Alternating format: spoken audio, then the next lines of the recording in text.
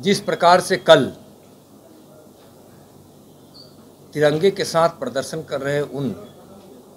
लोगों पर प्रहार किया गया, यह बहुत ही अशोभनीय कार्य है। तिरंगा उनके हाथ में था और कोई ज़रूरत नहीं थी लाठीचार्ज की। उस तरह से बर्बरतापूर्ण सरकार की इशारे पे लाठीचार्ज जो पुलिस द्वारा की गई, यह बहुत बड़ा आपत्तिजनक है। इस प्रकार से तिरंगे का वो अपमान है। तिरंगा इस देश के और इस देश के एक एक वासियों के आन बान शान है। जिस तिरंगे के लिए लोग अपनी जान तक की कुर्बानी कर देते हैं, वैसे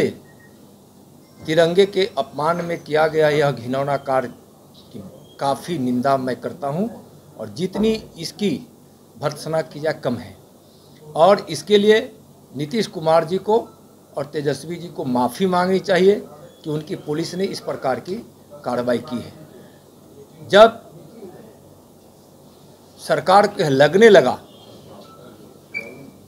कि विपक्ष अब हमारे कारनामों को उजागर करेगा ही करेगा, विपक्ष अपने संविधान और मर्यादा के दायरे में रहकर प्रथम दिन से ही जिस प्रकार से सरकार को घेरने और उस पर दबाव देने का काम प्रारंभ किया है, और उस दिन भी भारतीय जनता पार्टी के लोगों ने यह कह दिया था कि बिहार के विकास चाहे बालू के विषय पर ही क्यों न हो, चाहे अवैध शराब के निर्माण पर ही क्यों न हो, चाहे केंद्र सरकार की योजनाओं को अगर बाधित करने की प्रयास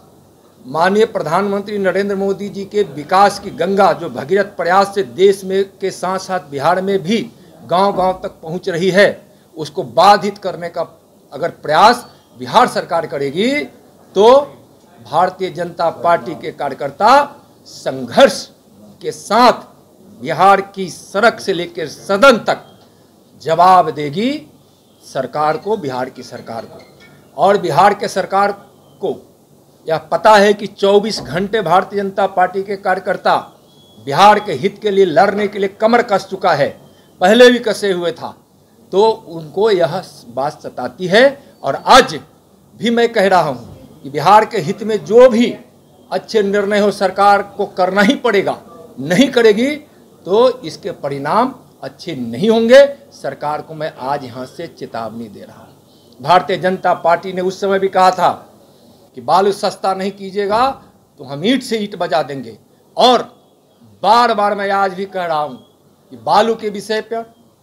अवैध शराब के निर्माण के विषय पर,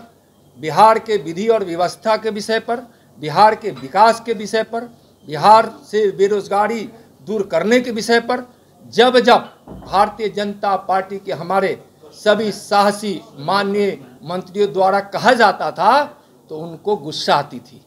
मिलते नहीं थे। अपने ही कैबिनेट के भारतीय जनता पार्टी के मंत्रियों से माननीय मुख्यमंत्री जी मिलते नहीं थे